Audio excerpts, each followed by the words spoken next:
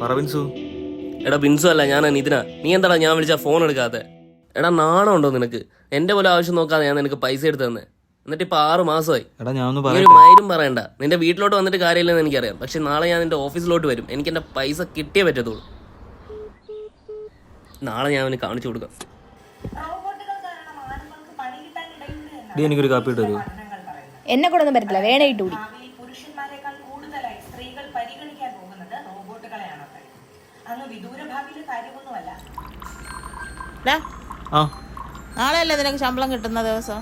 ആമേ, അടുത്ത ആഴ്ച ചിന്നുവിന്റെ കല്യാണവാ. അമ്മാവന്റെ വീട്ടിൽ നിന്ന് 5 പവൻ കൊടുക്കുന്നെന്ന് ശാലിനി പറഞ്ഞു. നമുക്ക് 3 പവനെങ്കിലും കൊടുക്കണം, അല്ലെങ്കിൽ കുറച്ചില്ല. കുറച്ചില്ലോ? എന്ത് കുറച്ചില്? എപ്പോഴും കാശ് കാശ് കാശ്. അമ്മ നിങ്ങൾക്കല്ല വേറൊന്നും പറയാനില്ലേ?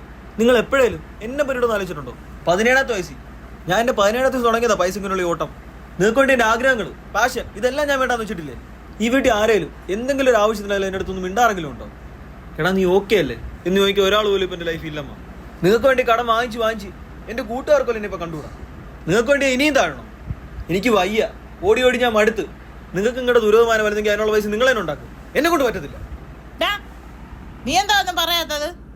അടുത്ത ആഴ്ചയല്ലേ അമ്മേ, ശരിയാക്കാം.